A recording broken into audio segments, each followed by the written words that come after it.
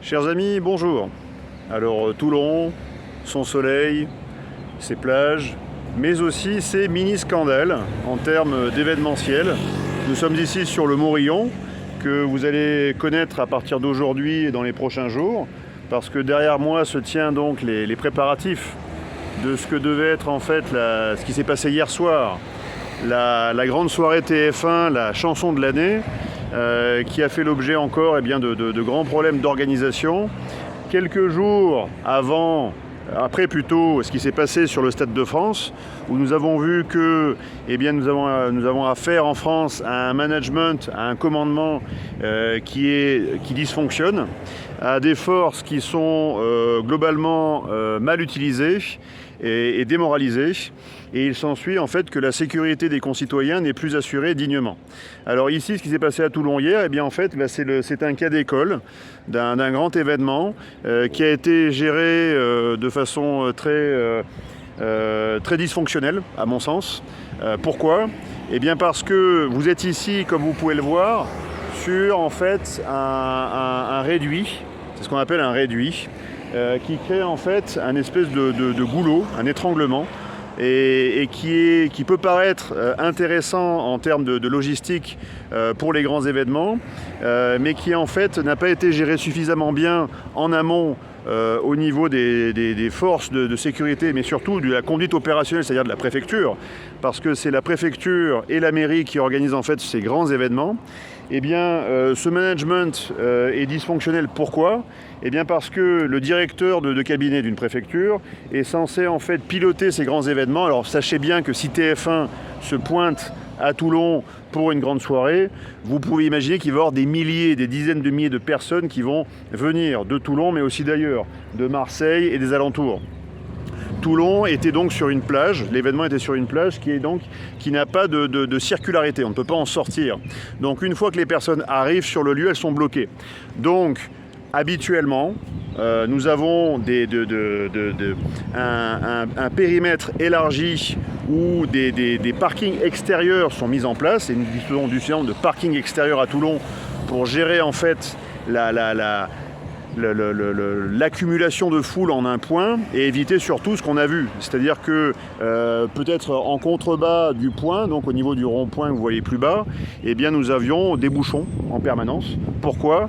Parce que faute, je pense, de vision opérationnelle, mais aussi et surtout, et ça c'est le point numéro 2, il y a un management dysfonctionnel, mais il y a aussi un problème de force, du nombre de forces, du volume des forces.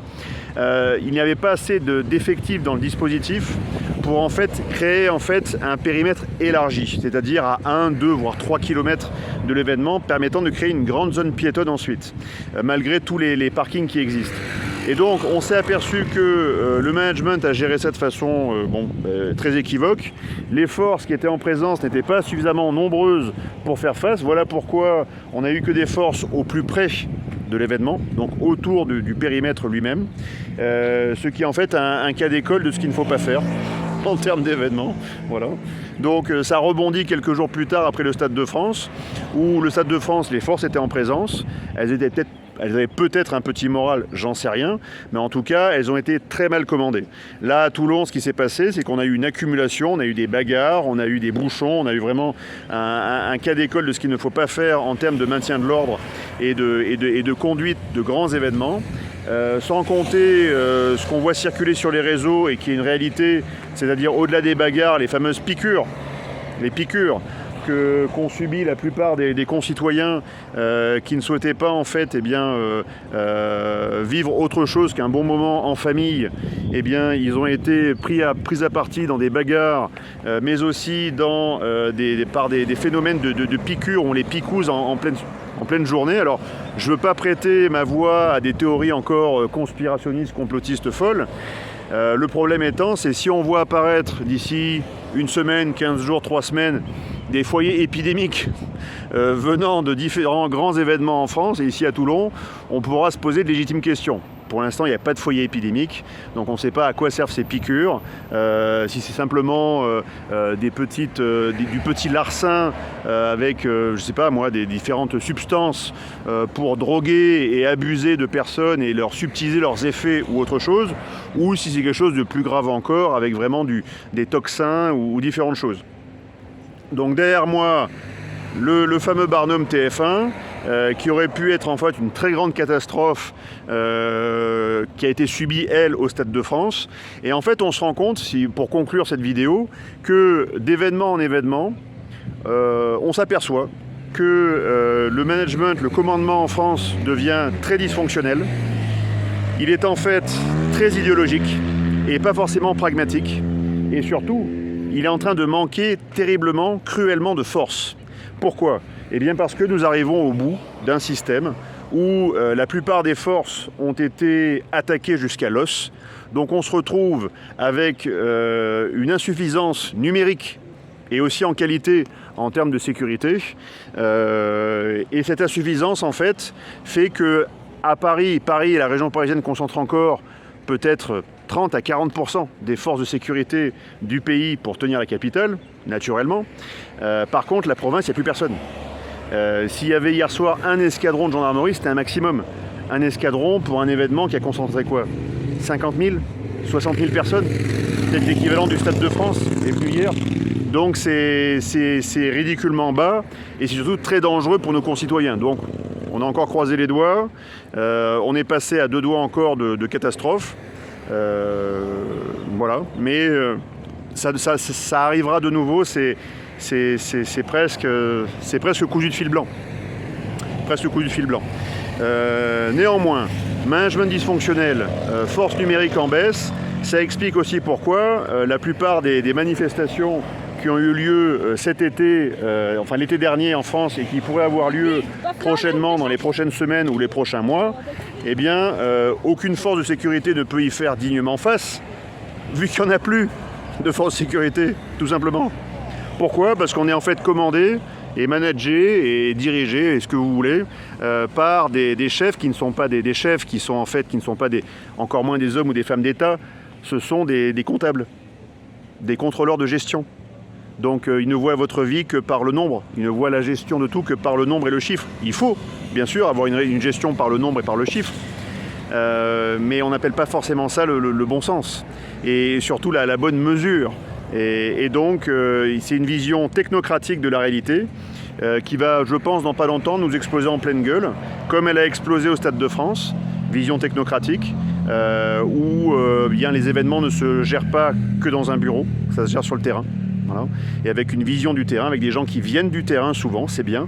C'est bien qu'ils viennent du terrain plutôt qu'ils soient simplement nommés, formés par l'ENA et ensuite nommés. Il y avait avant des recrutements qui étaient des recrutements diversifiés, avec une pluralité de profils, des personnes qui venaient aussi de l'opérationnel, d'anciens gendarmes, différentes choses, il y en a toujours, ou des policiers, et cette pluralité est en train d'être plombée par le pouvoir actuel. Donc, on a un système local qui est défaillant. On parle du système Falco, qui voulait se refaire la cerise avec ce genre d'événement pour faire oublier la cuisine de Falco. C'est-à-dire eh bien, le fait que monsieur le maire et ses adjoints mangent à l'œil pendant des années, alors que les Français se serrent la ceinture. Bien, justement, le jugement devait tomber cette semaine, au même moment de la chanson de l'année. Ah, ça tombe bien, voilà, pour faire un peu oublier les frasques locales. Donc, la chanson de l'année, les frasques locales, le système local, qui n'a pas mis en place les norias suffisantes logistiques permettant en fait de créer des parkings décentralisés pour créer en fait une grande zone piétonne. Et ensuite, eh bien, un système plutôt national, déconcentré, la préfecture, qui elle encore une fois aime bien coller des affichages politiques fantaisistes sur les différents représentants dont je fais partie. Voilà, nous ne sommes plus des centristes, nous sommes de l'extrême droite, de la fâcheuse extrême droite. Par contre, quand il s'agit de travailler, d'être dans le dur, là, d'être dans les événements, il n'y a plus personne. Donc on a affaire simplement à un petit club, une petite mafia de politiciens et d'idéologues de bas étage qui vont bientôt nous amener dans le fossé, tout simplement. En tout cas, c'était le clin d'œil toulonnais, local, mais qui a aussi un écho au niveau national. Management dysfonctionnel, infériorité numérique, gestion de nos forces par des contrôleurs de gestion qui ont fait la même chose que ce qu'ils ont fait avec l'hôpital, c'est-à-dire toujours plus bas pour ouvrir à une privatisation rampante de nos forces un jour. Vous avez fait rentrer le loup dans la bergerie, l'alcoolite dans la cave à vin, enfin vous choisissez le terme que vous voulez. Voilà. Mais c'est encore les Français qui vont trinquer, nous allons tous trinquer. On va en payer le prix très fort bientôt. Si demain il y avait des crises majeures sociales qui devaient apparaître en France, partout en France, le format des forces ne serait pas suffisant pour y faire face. Et ça, le pouvoir le sait.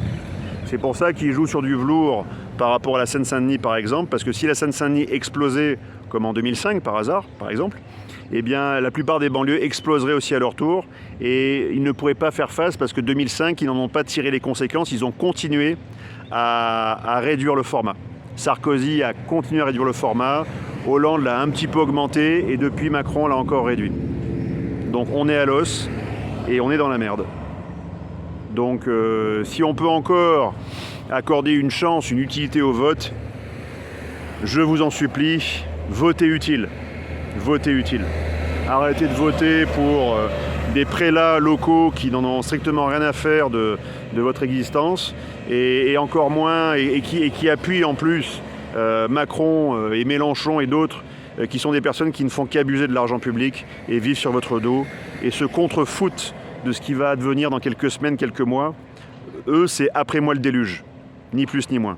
Donc faites les bons choix et votez utile si vous avez envie de voter. Et si vous n'avez pas envie de voter, eh bien, rendez-vous en enfer.